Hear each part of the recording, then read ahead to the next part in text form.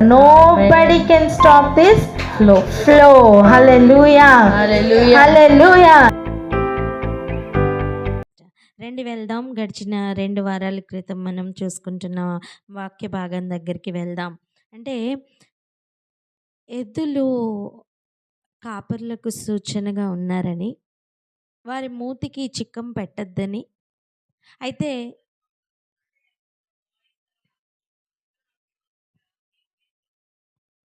అక్క ఇప్పుడు చూడండి అక్క, ఇప్పుడు క్లియర్ కదా? ఓకే అక్క, థ్యాంక్ యూ లార్డ్. చూడండి, మనం కొన్ని విషయాలను ధ్యానిస్తున్నాం, వాటిని బట్టి ప్రార్థన చేసుకుందాం.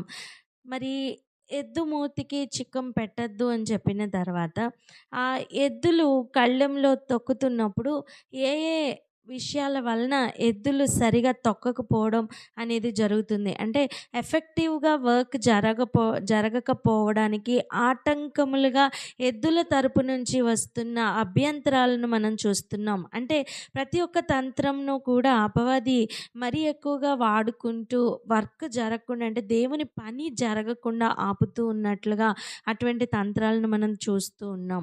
ఇవన్నీ కూడా ఎద్దుల తరపు నుంచి వస్తున్న ప్రాబ్లమ్స్ అండి. ఇవి అయిన తర్వాత మనం సంఘం తరపు నుండి లేదా విశ్వాసుల తరపు నుంచి వస్తున్న ప్రాబ్లమ్స్ ఏ విధంగా ఉంటాయి మనం చూడబోతున్నాం. కానీ ఈరోజు ఈ భాగంలో మనం ఏం చూస్తున్నామంటే, బాధ్యత దేవుడు అప్పగించారు, పని దేవుడు అప్పగించారు, కానీ వారు ఎఫెక్టివ్గా చేయలేకపోవడానికి గల కారణాలు, ఏ ఏ విషయాలు, ఏ ఏ ఫ్యాక్టర్స్ ఎఫెక్ట్ చేస్తున్నాయి అనే విషయాలను మనం చూస్తున్నాం. వేషధారులుగా ఉన్న ఆ శాస్త్రులను పరిశీలన గురించి చెప్తున్న సమయం, ధర్మశాస్త్రోపదేశకులుగా వారు ఉన్న సమయం, ఏ ఏ విషయాల వలన సంఘం అభివృద్ధి పొందట్లేదని, వాక్యం సరిగా చేరట్లేదని, వాక్యంలో ఉన్న విషయాలు నెరవేర్చబడట్లేదని ప్రభు ఎక్కడెక్కడ గద్దించారో, ఖండించారో ఆయా విషయాలను మనం ధ్యానిస్తూ ఉన్నాం. అదే ఏరియాకు మళ్ళీ వెళ్దాం రండి. మత్తయి సువార్త 23వ అధ్యాయం తీసి పెట్టుకుందాం. మత్తయి సువార్త 23వ అధ్యాయం తీయండి. 23వ అధ్యాయం 23వ వచనం నుండి 26వ వచనం వరకు చదువుదాం. 23 నుండి 26 వరకు.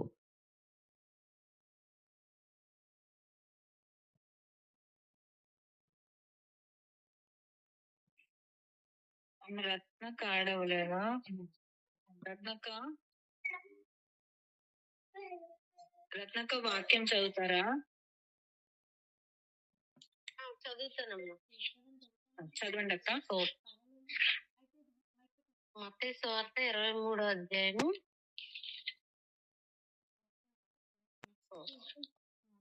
చాప్టర్ 23 వర్స్ 23 నుంచి 26 వరకు అక్క. మాథ్యూ చాప్టర్ 23 వర్స్ 23 నుండి వర్స్ 26 వరకు. ఓకే. మత్తయి సువార్త 23వ అధ్యాయము 23వ వచనం నుంచి 26వ వచనం వరకు. అయ్యో వేషధారులైన శాస్త్రులారా, పరిసయ్యులారా, మీరు పుదీనాలోను, సోపులోను, జీలకర్రలోను 10వ వంతు చెల్లించి ధర్మశాస్త్రంలో ప్రధానమైన విషయములను అనగా న్యాయమును, కనికరమును, విశ్వాసమును విడిచిపెట్టితిరి. వాటిని మానక వీటిని చేయవలసి ఉండెను. అందులైన మార్గదర్శకులారా, దోమ లేకుండానట్లు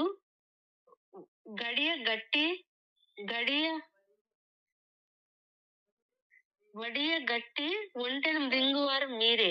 అయ్యో వేషధారులైన శాస్త్రులారా, పరిసయ్యులారా, మీరు గిన్నెయు పళ్ళెమును వెలుపడ శుద్ధి చేయుదురు గాని అవి లోపల దోపుతోనూ అజితేంద్రియత్వముతోనూ నిండి ఉన్నవి. గురుడ్డి పరిసయ్యుడా, గిన్నెయు పళ్ళెమును వెలుపల శుద్ధి అగునట్టుగా ముందు వాటి లోపల శుద్ధి చేయుము. స్తోత్రం. ఎంతో కీలకమైన విషయాలను యేసు ప్రభు వారు ఇక్కడ ప్రస్తావిస్తున్నారు. అయ్యో అని చెప్తున్న పదంలోనే ఒక నిట్టూర్పు కనిపిస్తుంది, ఒక బాధ కనిపిస్తుంది, ఒక హెచ్చరిక కనిపిస్తుంది, ఒక గద్దింపు కనిపిస్తుంది. వీరు చేస్తున్న పని ఏంటట? పుదీనాలోని, సోపులోని, జీలకర్రలోని 10వ వంతు చెల్లించి ధర్మశాస్త్రంలో ప్రధానమైన విషయంలో అంటే న్యాయమును, కనికరమును, విశ్వాసమును విడిచిపెట్టారట. అంటే అర్పణ విషయంలో, అర్పణ అంటే అది ఏదో కేవలం వస్తువులకు మాత్రమే అన్నట్టుగా ఆపాదించి, ఇవి ఇస్తే అయిపోయింది, నువ్వు ఎలా బ్రతికినా పర్వాలేదు అన్నట్టుగా జీవనమంతా దేవునికి అర్పించవలసిన ఏరియాలో కేవలం వస్తువుల్లో ఉన్న 10వ వంతు మాత్రం అర్పించి జీవితాన్ని పాడు చేసుకుంటున్న అనుభవం ఇది. కేవలం జీవితం పాడు చేసుకోవడం మాత్రమేనా? కాదు, అదే నేర్పిస్తున్న అనుభవం కూడా. అంటాను, ఆన్ స్టేజ్ జీవితం కంటే ఆఫ్ స్టేజ్ జీవితం మరీ ఎక్కువ ముఖ్యమని.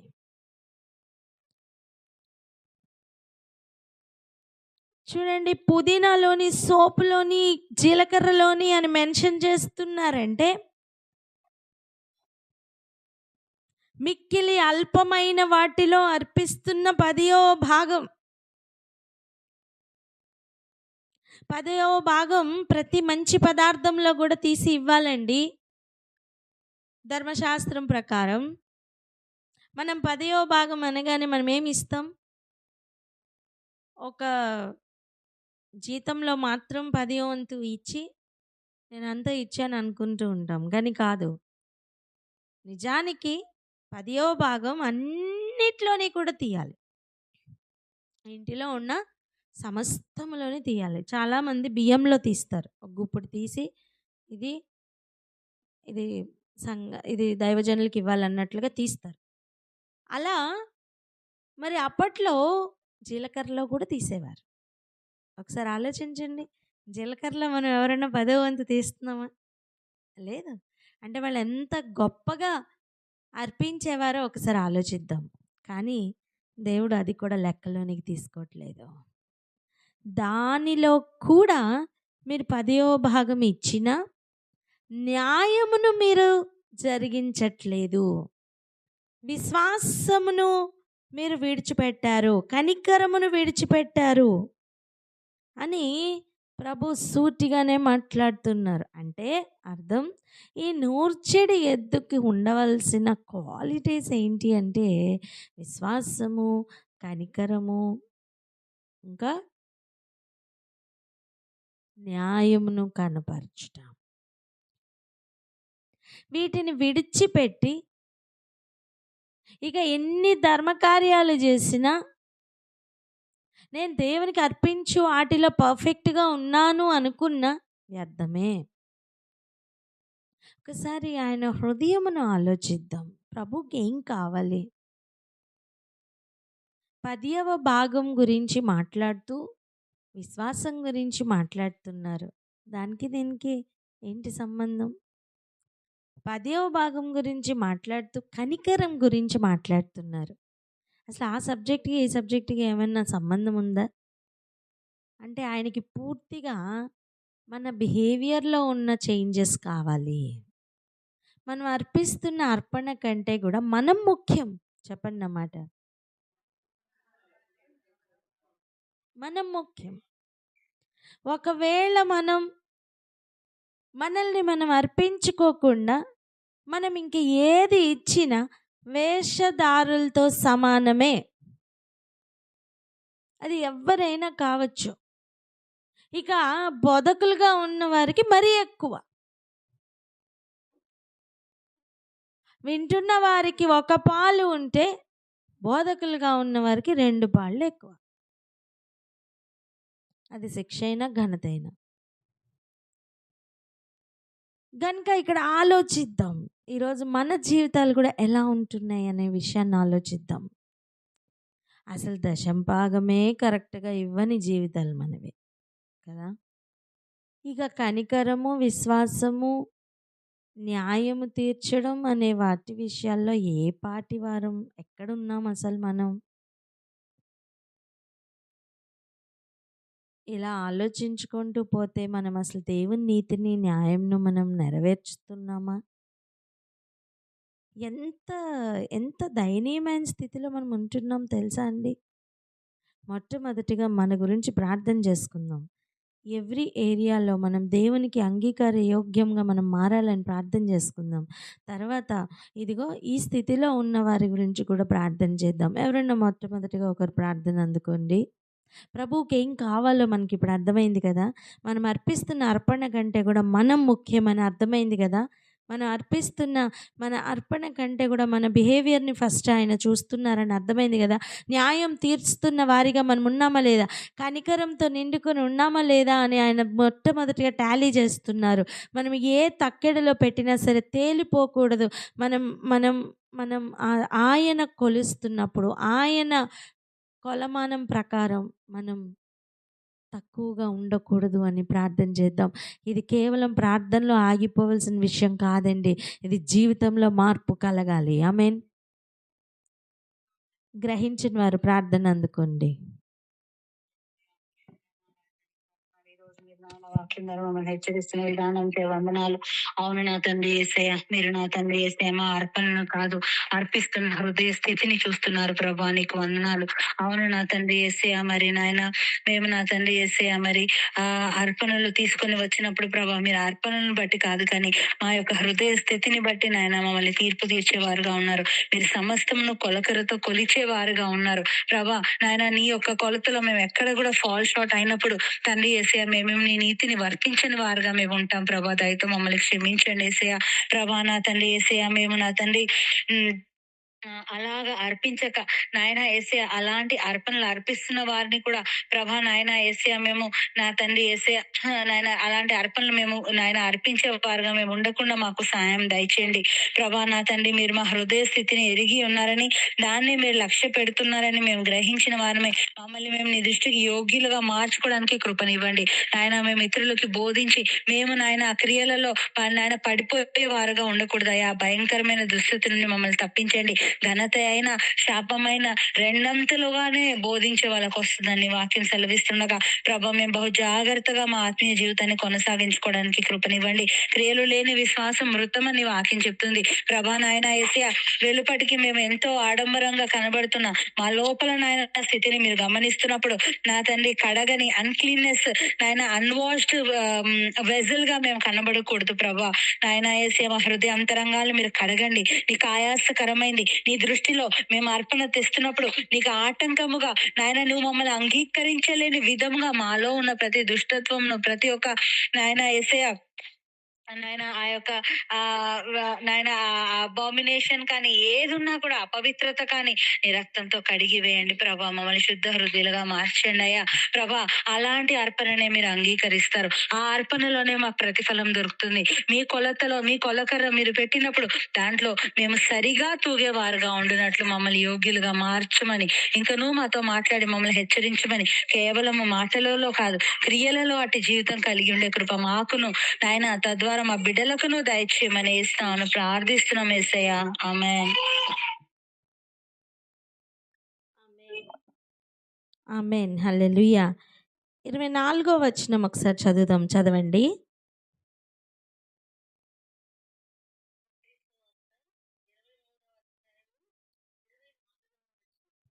అందులైన మార్గదర్శకులారా, దోమ లేకుండానట్లు వడియగట్టి ఒంటెను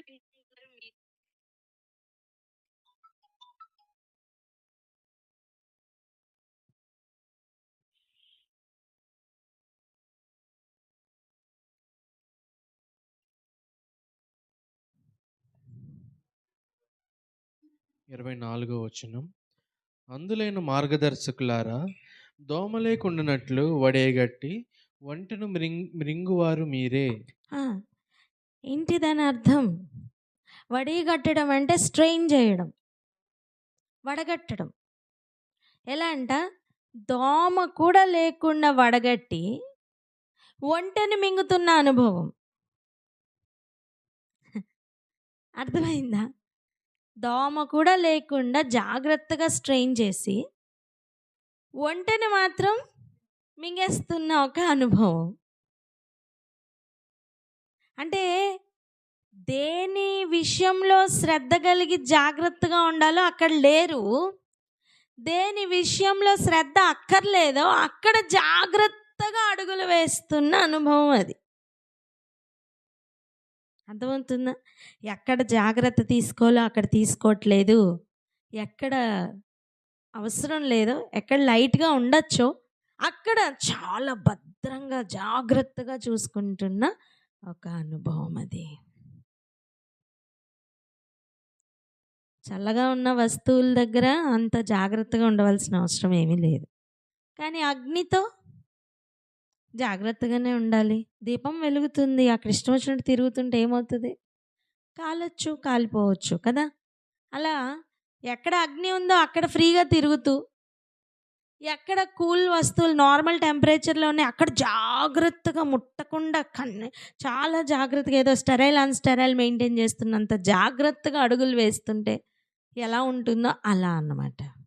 అలా ఏ విషయాలను నిజంగా పట్టించుకోవాలో వాటిని పట్టించుకోకుండా, ఏ విషయాలను లైట్గా తీసుకోవచ్చో వాటి విషయంలో చాలా జాగ్రత్తగా చూసుకుంటూ, అంటే సమయం వృధా చేస్తున్నారు, కాన్సన్ట్రేషన్ వృధా చేస్తున్నారు, ప్రతి క్వాలిటీ అక్కడ వృధా అయిపోతుందండి.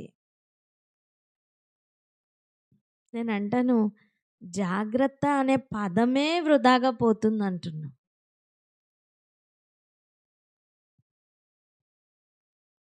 ఏ విషయాన్ని లైట్గా తీసుకోవచ్చో గ్రహింపు లేకపోతే అన్నీ అవసరమే అన్నట్టుగా కాలయాపన జరుగుతూ ఉంది సుమా. ఇవన్నీ ఎవరికి ప్రయోజనం తెలుసా? అపవాదికి ప్రయోజనం. ఏంటి? ఎందుకు ప్రయోజనం? 1, నువ్వు బాగుపడవు. 2, ఎవరిని బాగు చేయలేవు. నీ సమయం అంతా వృధా అయిపోతుందమ్మా. నీకు ఇచ్చిన పని వ్యర్థమైపోతుంది.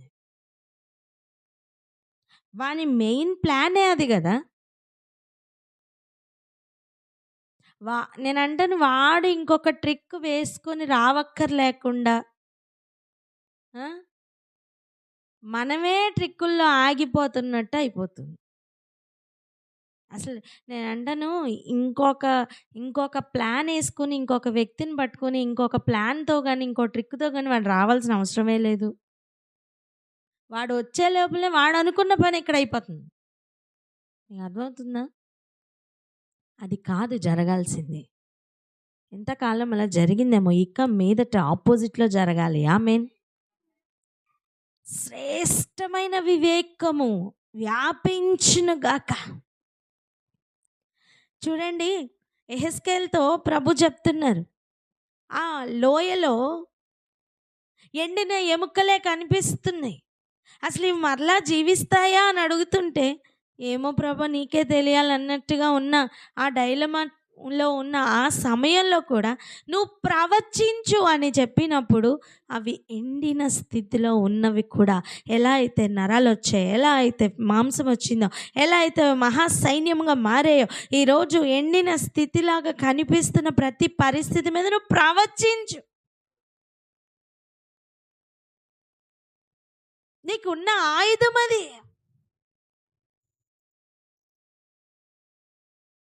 అయ్యో అనుకుంటే అక్కడ ఏడ్చే పని కాదు. ఈరోజు దేవుడు తన ఫుల్ పవర్తో పని చేయాలని ఆశపడుతున్నారు. నీ నోటిని ఆయనకి ఇస్తావా? చూడడానికి మొత్తం ఎండిన స్థితే కనిపిస్తుందేమో, ఇక ఇది బాగుపడుతుంది అన్న ఆస్కారమే లేకుండా పాడైన స్థితే కనిపిస్తుందేమో, కానీ ఈరోజు నీ నడుము బిగించుకో. నీ నడుము దేంతో బిగించుకో? సత్యం అనే దట్టితో బిగించుకో. ఆయన నీతి నెరవేర్చబడినట్లుగా ఆయన ఇంకా సమయం ఇస్తుండగా, ఈ సమయం నువ్వు ప్రవచించమ్మా.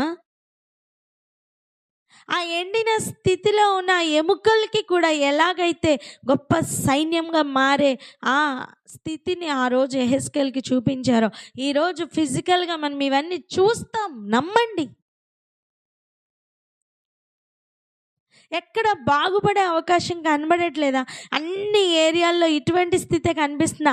అయితే ఆ ఏరియాలను ఈరోజు ప్రవచించు. ప్రభు చెప్పని దాన్ని ప్రవచించమని చెప్పట్లేదు.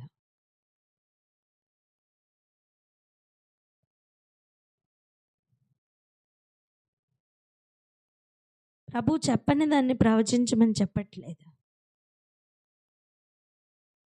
నీ కడవరి స్థితి, కడవరి వర్షం, కడవరి కాలం అని అర్థమైందా?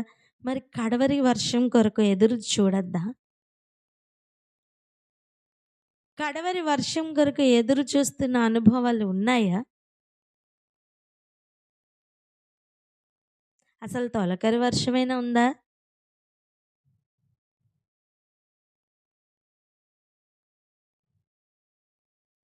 పొలంలోనే ఉన్నామా? దిగుబడి ఏమన్నా ఉందా లేదా? అంతా పొట్టేనా? 2 గింజలున్నా ప్రభు విడిచిపెట్టరు. ఆ 2 గింజలు ఆయనకు కావాలి. ఆమెన్. గట్టి గింజలను ఆయన విడిచిపెట్టరండి. చెప్పండి, గట్టి గింజలను ఆయన విడిచిపెట్టరని. అందుకే ఈ హెచ్చరికలు, అందుకే ఈ హెచ్చరికలు. ఒక్కసారి ఆలోచిద్దాం. ఎంత శ్రేష్టమైన పనిలో పెట్టారు ప్రభు. ఎన్ని కార్యాలు జరగవలసినవి ఉన్నాయి. అయ్యో, కోత విస్తారంగా ఉంది, పనివారు కొద్దిమందే ఉన్నారు. మరి పనివారి కొరకు ప్రార్థించమని చెప్పలేదా? ఈ అన్ని పరిస్థితులు ఎలా ఉన్నా నాకెందుకులే అనుకోవడానికి కాదు కదా. పనివారి కొరకు ప్రార్థించమన్నారా లేదా? చెప్పండి, ప్రార్థించమన్నారా? అంటే ప్రార్థించే బాధ్యత మనకుంది. ఆమెన్. నమ్మి ప్రార్థన చేద్దాం, పరిస్థితుల్లో మార్పులు కలుగును గాక. ఆమెన్. ఏది శ్రేష్టమైందో అవి శ్రేష్టంగా కనపడును గాక.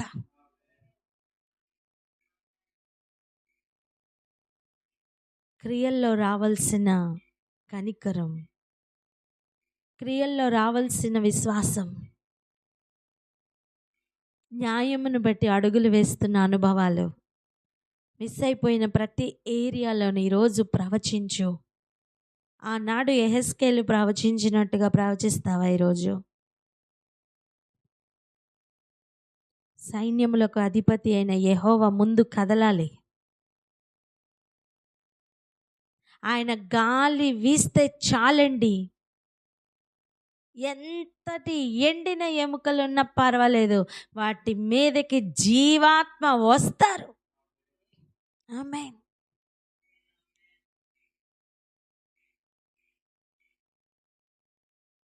ఆ జీవాత్మ వచ్చినట్లుగా నువ్వు మాట్లాడు. ఈరోజు నీ కుటుంబ పరిస్థితుల మీద నువ్వు మాట్లాడు. నీ చుట్టూ ఎండిపోయిన స్థితిలా కనిపిస్తున్న వాటి మీద నువ్వు మాట్లాడు. ఫిజికల్ థింగ్స్కి ఆపాదించుకుంటూ ఆగిపోవద్దు. ఇవి నిత్యత్వానికి తీసుకుని వెళ్ళే సంగతులు. దృశ్యమైన వాటి మీద మనసు లగ్నం చేసుకుని ఆగిపోవద్దు. అదృశ్యమైన వాటిని పొందుకునే సమయం ఇది.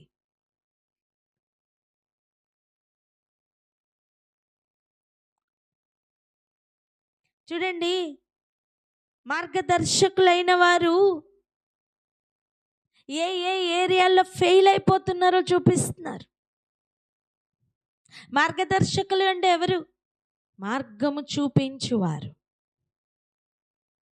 అందుకే యేసయ్యను ఆశ్రయిద్దాం. యేసయ్య అయితే ఒకటే చెప్తున్నారు, ఏంటి తెలుసా? నేనే మార్గమని. హల్లెలూయా. నేను అంటాను, ఏ మార్గదర్శకుడైనా యేసును చూపించకపోతే అది వ్యర్థం. నువ్వు గుర్తుపట్టడం కూడా ఈజీయేనమ్మా. ఏ మార్గంనైనా పాయింట్ చేసి దాని ఎండ్ రిజల్ట్ యేసయ్య కాకపోతే అది ప్యూర్గా అబద్ధం.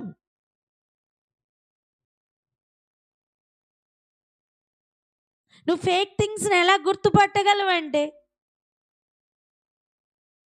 నువ్వు వెళ్తున్న మార్గం యేసయ్య మార్గం కాకపోతే, యేసుని సూచించకపోతే, యేసు దగ్గరికి తీసుకెళ్ళకపోతే నీ ఆలోచన అది అల్టిమేట్గా యేసయ్యకు సంబంధించిన ఆలోచన అయి ఉండాలా, ఆయన ఆలోచనకు ధీటుగా ఉండాలా, లేకపోతే ఆయన ఆలోచనలకు ప్యారలల్గా ఉండాలా. అట్లా కాకుండా డీవియేషన్లోకి తీసుకుని వెళ్తుంది, అది ఖచ్చితంగా వక్ర మార్గమే, అది ఖచ్చితంగా వంకర త్రోవనే. అయ్యో వారు మమ్మల్ని అలా తీసుకెళ్లారండి అందుకే మేము మోసపోయామండి అంటే, మోసపోవద్దు అని ఆల్రెడీ చెప్పాను కదా అంటారు తప్ప, అయ్యో పాపం మోసపోయావా అని ఏం అనరండి.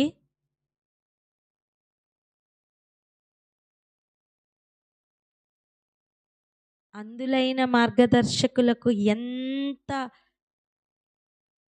స్ట్రాంగ్గా దేవుడు మాట్లాడుతున్నారో, అందులైన మార్గదర్శకులను అనుసరిస్తున్న వారికి కూడా అంతే స్ట్రాంగ్గా పడుతుంది. అర్థమవుతుందా? గ్రహింపు కావాలి. ఆమేన్. పలకండి, గ్రహింపు కావాలని.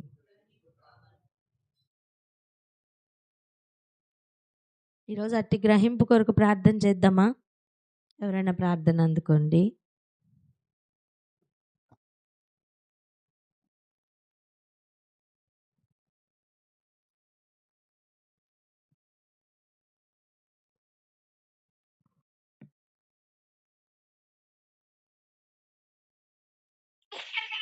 హల్లెలూయా. Thank you Jesus. స్తోత్రం అయ్యా. తండ్రి ప్రభువా, మీకే వందనాలు, స్తుతులు, స్తోత్రములు చెల్లించుకుంటున్నాం తండ్రి ప్రభువా. తండ్రి ప్రభువా, మా జీవితంలో ఎటువంటి పరిస్థితులు ఉన్నా తండ్రి యేసయ్య, ఎండిపోయిన పరిస్థితే ఉన్నా కూడా నా తండ్రి ప్రభువా, మేము వాటిని చూచి నా తండ్రి ఆ ఎండిన పరిస్థితిని చూచి ప్రవచించు వారంగా ఉండాలి నా తండ్రి ప్రభువా. యేసయ్య, మీ సత్య వాక్యమును అనుసరిస్తూ నా తండ్రి ప్రభువా, మీ ఆజ్ఞల మార్గంలో మేము నడుచు వారంగా ఉండాలి. ఆ నడుముకు సత్యమైన నా తండ్రి సత్యమైన దట్టిని కట్టుకొని వారంగా మేము ఉండాలి ప్రభువా. నా తండ్రి ప్రభువా, ఇది కడవరి కాలము కనుక నా తండ్రి కడవరి వర్షము కొరకు మేము ఆశపడు వారంగా మేము ఉండాలి. మేము గట్టి గింజలుగానే ఉండాలి ప్రభువా. ఎక్కడ కూడా నా తండ్రి ప్రభువా మేము పొట్టు వల్లే ఉండటానికి వీలేదు ప్రభువా. నా తండ్రి ప్రభువా యేసయ్య, మేము మీలో బలపడుచుండగా నా తండ్రి వాక్యమును నా తండ్రి గ్రహించు వారంగా మేము ఉండాలి ప్రభువా. నా తండ్రి కోత విస్తారంగా ఉన్నది, పనివారు కొంతమందే ఉన్నారు అని వాక్యం సెలవిస్తుండగా తండ్రి ప్రభువా యేసయ్య, పనివారు కొరకు మేము ప్రార్థన చేయుచున్నామయ్యా. తండ్రి ప్రభువా, శ్రేష్టమైన వారు, కష్టపడి పని చేయువారు నా తండ్రి ప్రభువా యేసురాజా, అటువంటి పనివారిని నా తండ్రి ప్రభువా యేసయ్య, మీరే నా తండ్రి తీసుకురమ్మని ప్రార్థన చేయుచున్నాం. నా తండ్రి పని చేయుటకు నా తండ్రి ప్రభువా ఆశ కలిగిన వారిని నా తండ్రి మీరే లేపమని ప్రార్థన చేయుచున్నాం. తండ్రి ప్రభువా యేసయ్య, ఒక కంపాషన్ తో మీ యొక్క సత్య వాక్యమును నా తండ్రి ప్రభువా ప్రకటించు పనివారిని నా తండ్రి మీరే పంపించమని ప్రార్థన చేయుచున్నాం. ఒక కమిట్మెంట్ తో, ఒక డెడికేషన్ తో నా తండ్రి ప్రభువా వారి జీవితంలో నా తండ్రి ప్రభువా ఒక ఎడిఫికేషన్ లో నా తండ్రి తీసుకొని వచ్చి, ఒక ట్రాన్స్ఫర్మేషన్ లో నా తండ్రి వారు జీవిస్తూ నా తండ్రి ప్రభువా యేసయ్య, మీలాగా నా తండ్రి యేసయ్య, మీరు ఎలా ఒక కంపాషన్ తో నా తండ్రి ప్రభువా సత్యవాక్యమును ప్రకటించారో అదే కంపాషన్ తో పనిచేయు పనువారిని అనేక మందిని మీరే యేసు నామములో లేపమని ప్రార్థన చేయుచున్నాం తండ్రి ప్రభువా యేసయ్య. ఎక్కడ కూడా నా తండ్రి ప్రభువా యేసయ్య, నా తండ్రి ప్రభువా పనివారు కొరత ఉండకూడదు ప్రభువా యేసయ్య. ఈ కడవరి కాలంలో నా తండ్రి ప్రభువా కడవరి నా తండ్రి కొరకు నా తండ్రి ప్రభువా మేము ఆశపడుతుండగా అనేక మంది పని వారిని మీరు లేపుతున్న విధానానికై స్తోత్రములు చెల్లించుకుంటున్నాం తండ్రి. ఎంత ఎండిన నా తండ్రి ఎముకలు ఉన్న నా తండ్రి జీవాత్మ వచ్చులాగన నా తండ్రి మేము మాట్లాడు వారంగా ఉండాలయ్యా. నా తండ్రి ప్రభువా, నా తండ్రి పరిస్థితులను చూసి, ఫిజికల్ సర్కమ్స్టాన్సెస్ ని చూచి మేము నా తండ్రి ప్రభువా ఆగిపోయే వారుగా ఉండొద్దు, కానీ నా తండ్రి ప్రభువా యేసయ్య దానికి మించి నా తండ్రి ప్రభువా యేసయ్య ఆ స్పిరిచువల్ డైమెన్షన్ లో మేము ఆలోచించు వారంగా ఉండాలయ్యా. ఆ స్పిరిచువల్ డైమెన్షన్ లో నా తండ్రి ప్రభువా మేము నా తండ్రి ప్రభువా శ్రేష్టమైన మాటలు మాట్లాడు వారంగా ఉండాలి, కానీ ఎక్కడ కూడా నెగిటివ్ మాటలు మాట్లాడే వారుగా మేము ఉండొద్దు ప్రభువా. అవునయ్యా, దృశ్యమైన వాటి మీద మనస్సు పెట్ట, అదృశ్యమైన వాటి మీద నా తండ్రి మేము దృష్టి వారంగా ఉండాలి ప్రభువా. యేసయ్యా నా తండ్రి ప్రభువా, యేసయ్యా మిమ్మల్ని మేము నా తండ్రి ఆధారం చేసుకొని నడుచు వారంగా ఉండాలి. మనుషుల్ని బట్టి మేము నా తండ్రి యేసయ్యా నడుచుకునే వారంగా ఉండొద్దు. మనుషుల మీద ఆధారపడి మేము బ్రతుకు వారంగా ఉండొద్దు నా తండ్రి ప్రభువా, యేసయ్యా. ప్రతి చిన్న విషయంలో కూడా నా తండ్రి ప్రభువా, యేసయ్యా మీ పాదముల దగ్గర కూర్చునే వారంగా, మీ పాదముల దగ్గర నా తండ్రి ప్రభువా మమ్మల్ని మేము సమర్పించుకునే వారంగా, మా మనసును, మా ఆలోచనలు నా తండ్రి ప్రభువా యేసరాజా నా తండ్రి ఊహలను అన్నిటినీ మీకు సమర్పించుకొని నా తండ్రి ప్రభువా మీ మీద ఆధారపడి నా తండ్రి మేము జాగ్రత్త వహించడానికి సహాయం దయచేయండి. మేము మోసపోయే వారుగా ఉండొద్దు. ఈ అంత్య కాలంలో నా తండ్రి మోసపరిచేవారు ఎంతో మంది వస్తున్నారు. అబద్ధ ప్రవక్తలు నా తండ్రి యేసయ్య ఎంతో మంది నా తండ్రి ప్రభువా వస్తున్నారు. నేనే క్రీస్తు అని నా తండ్రి చెప్పుతూ నా తండ్రి ప్రభువా అనేక మంది వస్తుండగా నా తండ్రి ప్రభువా మేము వారిని ఉండాలి ప్రభువా. ఎక్కడ కూడా నా తండ్రి ప్రభువా యేసయ్య మేము నా తండ్రి ప్రభువా డైవర్ట్ అవటానికి వీల్లేదు. కానీ మీ సత్యమును గ్రహించిన వారమై అసత్య వాక్యమును అనుసరిస్తూ నా తండ్రి ప్రభువా మోసపోకుండా జాగ్రత్త పడటానికి సహాయం దయచేయండి ప్రభువా యేసయ్య. నా తండ్రి ప్రభువా నా తండ్రి మీ జనులు మేమందరము కూడా జ్ఞానము లేకే నశించిపోతున్నామని వాక్యం సెలవిస్తున్నది ప్రభువా. కాబట్టి నా తండ్రి మేము జ్ఞానము కలిగిన వారముగా నా తండ్రి ప్రభువా ముందుకు నడవటానికి కృప చూపించండి అయ్యా. అవునయ్యా మాకు జ్ఞానం లేదు ప్రభువా యేసయ్య. నా తండ్రి మీరు నా తండ్రి యేసయ్య మాకు జ్ఞానమునిచ్చి, వివేచనిచ్చి నా తండ్రి ప్రభువా ధైర్యమునిచ్చి నా తండ్రి ప్రభువా మమ్మల్ని అందరినీ నడిపించమని, బలపరచమని యేసయ్య అతి పరిశుద్ధ నామంలో అడిగి బ్రతిమాలి వేడుకుంటున్నాం తండ్రి. Amen, amen. Thank you Jesus. Hallelujah. Hallelujah. చూడండి ఇంకా 25వ వచనం. అయ్యో వేషధారులైన శాస్త్రులారా, పరిసయ్యులారా, మీరు గిన్నెయు పళ్ళెమును వెలుపట శుద్ధి చేయుదురు కానీ అవి లోపల దోపుతోనూ అజింద్రియత్వంతోనూ నిండి ఉన్నవి. ఏంటి? గిన్నె లోపల బయట కడగడం ఏంటి?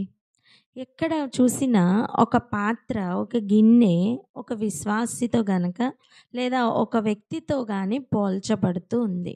అందుకే చూడండి తిమోతి రాసిన పత్రికలో కానీ ఇంకా ఇతర పత్రికల్లో కూడా పౌలు గారు మెన్షన్ చేస్తున్న పత్రికలన్నిటిలోని కూడా ఒక్కొక్క పాత్ర ఒక్కొక్క వ్యక్తికి పోల్చబడుతూ వెండి పాత్ర కానీ, బంగారు పాత్ర కానీ, కర్ర, గడ్డి, కొయ్యి, కాలు ఇలా అనేక విషయాలను మనతో ప్రస్తావిస్తూ చూస్తున్నాం. బయట కడుగుతూ లోపల కడగకుండా ఉండే ఒక అనుభవం ఇక్కడ చూపిస్తున్నారు ప్రభు. మనుషులు నిజానికి పై రూపమే చూస్తారు, కానీ అంతరంగంను పరిశీలిస్తున్నవాడు ఒకడున్నారు.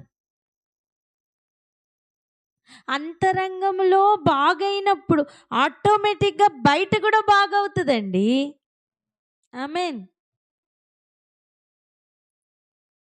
చూడండి, ఒక అందమైన ఇల్లు ఉందనుకోండి, లోపల క్లీన్ చేసుకునే వాళ్ళు ఖచ్చితంగా బయట కూడా ఒక చీపిరి వేస్తారు. క్లీన్ చెయ్యరా?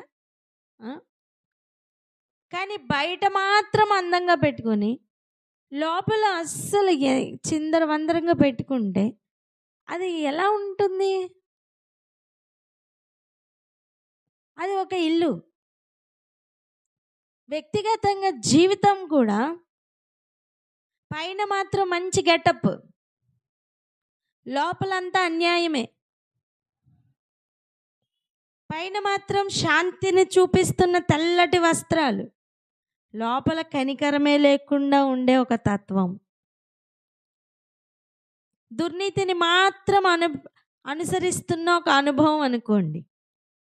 బయట ఉండే రూపం ఏం ప్రయోజనం? ఏమైనా ప్రయోజనం ఉందా? లేదు. ఇక్కడ జరుగుతున్న కార్యం గిన్నెను పళ్ళెమును వెలుపట శుద్ధి చేస్తున్నారట.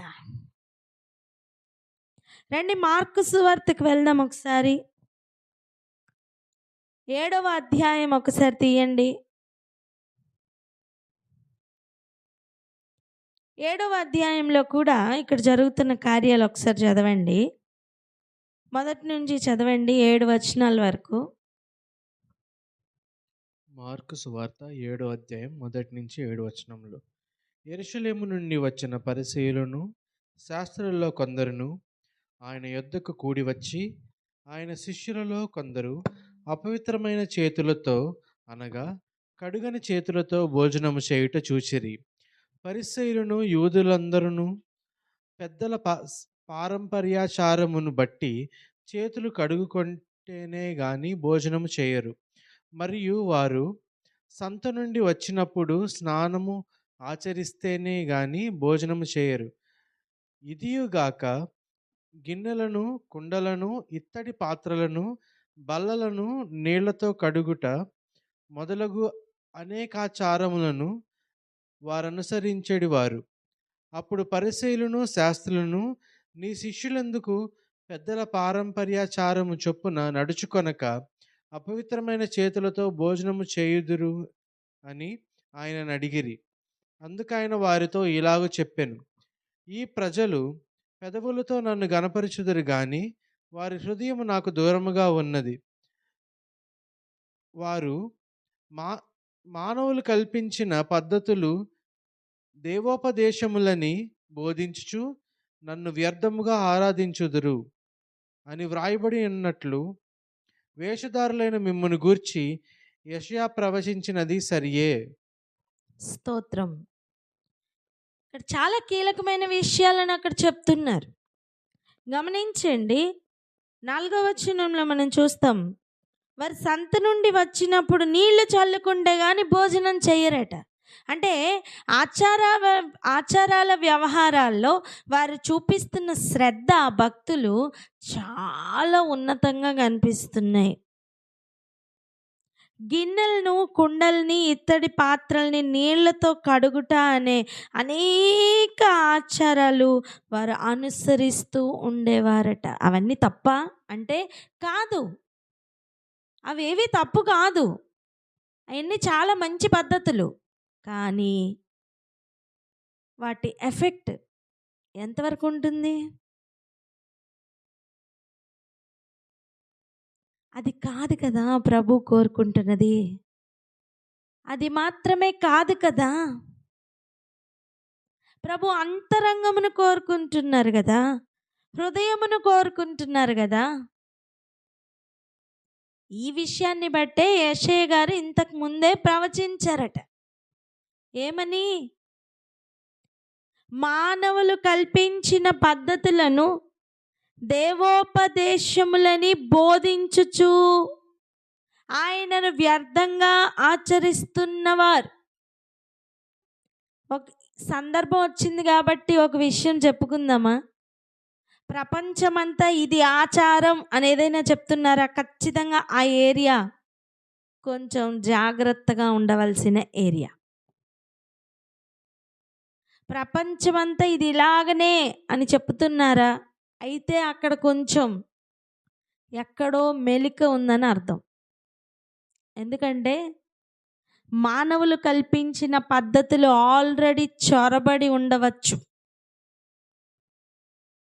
వాటిని ఆమోదిస్తూ అవే పద్ధతులని అలాగే అనుసరించాలని కొన్ని ఆచారాలను మన పెద్దల నుంచి పారంపర్యాచారంగా తీసుకుని వచ్చి ఆపాదిస్తున్నారా? అయితే ఆ ఏరియా ఖచ్చితంగా డేంజర్ జోనే. ఇంకా నేను అంటాను వ్యర్థమైన డేంజర్ జోన్ అని, లేదా వ్యర్థులుగా చేస్తున్న డేంజర్ జోన్ అంటున్నాను.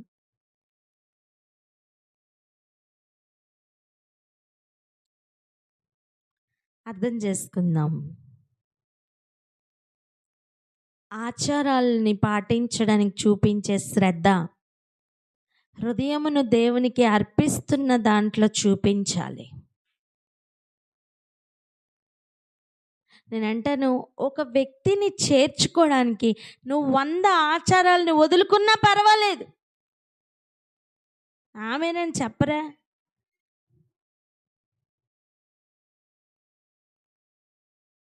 ఒక వ్యక్తిని దేవునికి దగ్గర చేయడానికి నువ్వు ఒక 10 ఆచారాలని దాటి వెళ్ళినా పర్వాలేదమ్మా.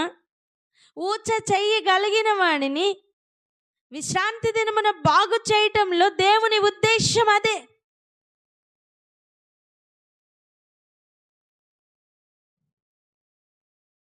గుంటలో పడిపోయిన ఒక పశువును రక్షించి కూడా తన యజమానుడు ఇది ఆచారం అని కూర్చుంటే ఆ పశువు ప్రాణం నష్టమైపోతుంది కదా. ప్రభు హృదయాన్ని కోరుకుంటున్నారు. ఆచారాలు మనల్ని ఏం చేస్తున్నాయంటే ఆచారం ముసుగులో హృదయమును దూరం చేస్తున్నాయి. ఆచారాలు ఏం చేస్తున్నాయి? ఆచారపు ముసుగులో హృదయాలను దూరం చేస్తున్నాయి. చెప్పండి, ఆచారాలు హృదయాలను దూరం చేస్తున్నాయని.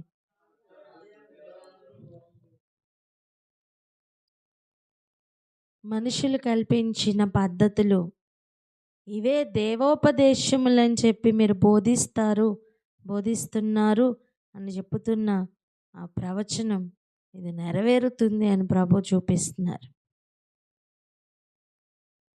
ఆ రోజు శిష్యుల్ని చూస్తూ ప్రశ్నిస్తున్నారండి ప్రభుని.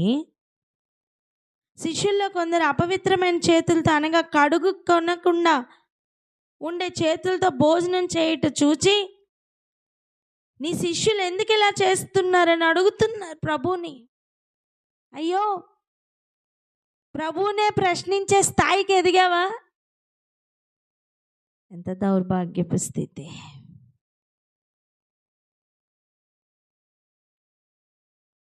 మనం నేర్చుకుంటున్న జ్ఞానం ప్రభువుకు దగ్గర చేయాలి. ప్రభువునే ప్రశ్నించే విధంగా తయారవడానికి కాదు.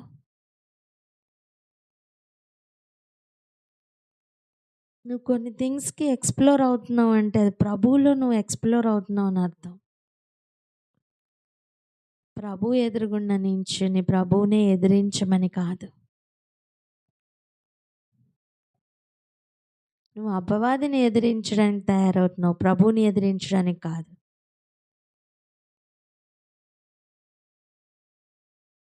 ఆచారాల్ని నమ్ముకుంటూ వెళ్తున్న వ్యక్తులు ప్రభు కార్యాలని ఎదిరించు వారిగా నిలబడతారు. అది ఎంత డేంజర్ జోన్ తెలుసా? ఎవరు కల్పించారు అవన్నీ? ప్రభు చెప్పారా? కాదు, మానవులు కల్పించిన పద్ధతులు. చెప్పండి, మానవులు కల్పించిన పద్ధతులని.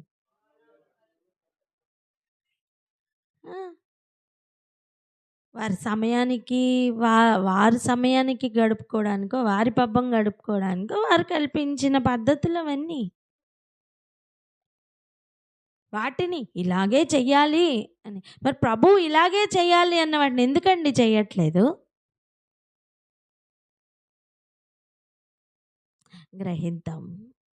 గ్రహిద్దాం. అనేకులు ఇలాంటి డేంజర్ జోన్లో కొట్టుకుపోతున్న ఈ కాలంలో నువ్వు నేను మేల్కొందామా? అనేకులు మేల్కొనేటట్టుగా ప్రార్థన చేద్దామా? గిన్నెలు బయట కడగడం అంటే అర్థం, పాత్ర అంటే అర్థం ఒక విశ్వాసికి పోలిక. బయట వేషం మాత్రం మార్చుకుంటే చాలదు, డ్రెస్సింగ్ స్టైల్ మార్చుకుంటే చాలదు, హెయిర్ కట్ లేకపోతే జడలు వేసుకునే పద్ధతి మారితే చాలదు, అందంగా తయారైతే చాలదు అని అంటున్నా నేను. లోపల హృదయం మార్పు పొందాలా. అర్పించే వాటిలో గిరిగీసి అనా పైసతో సహా లెక్కబెట్టి దశభాగం ఇచ్చినంత మాత్రాన చాలదండి. ప్రభువుకు కావలసిన క్రియల్లో మార్పు కలగాల. అక్కడ మార్పు రాకుండా ఇక్కడ మార్పు చూపించి ప్రయోజనం లేదు అని ప్రభువే సూటిగా చెప్తున్నారు. ఈ మాటలు ఈరోజు అనేకులకు గ్రహింపులోనికి వచ్చును గాక. ఆమెన్. ఆచారాల్లో కొట్టుకొని పోతూ నేను కరెక్ట్గా ఉన్నాను అనుకొని వెళ్ళిపోతున్న అనేక శాస్త్రుల పరిసయులకు ఈరోజు కన్నులు ఓపెన్ అవునుగాక. అందుకే ప్రభు పిలుస్తున్న పిలిపే అందులైన అని. అందులైన అంటే ఆల్రెడీ కన్నులు కనబడట్లేదు. ఫిజికల్ ఐసా కాదు, దూరదృష్టి దీర్ఘదృష్టిని మిస్ అయిపోయారు.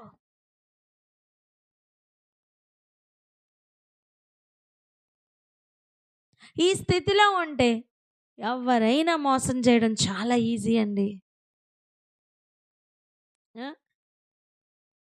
లోపల తోడేలే, బయటకి గొర్రె పిల్లలాగా చర్మం వేసుకుని వస్తే నువ్వు గుర్తుపట్టలేవు. ఎందుకు?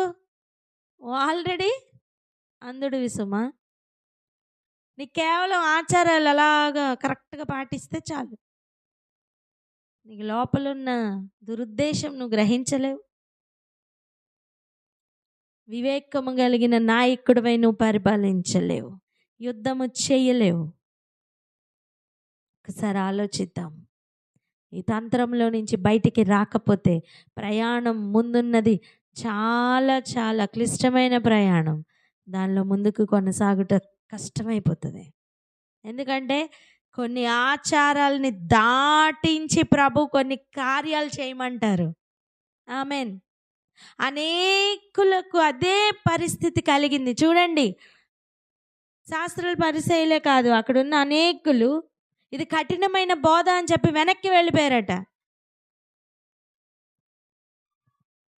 నా రక్తమును నా మాంసమును మీరు తినాలని చెప్పినప్పుడు ఇప్పుడు ఇది కఠినమైన బోధ అని అనేకులు వెనక్కి వెళ్ళిపోయారట. మళ్ళీ వాళ్ళు రాలేదని వాక్యం రాసింది.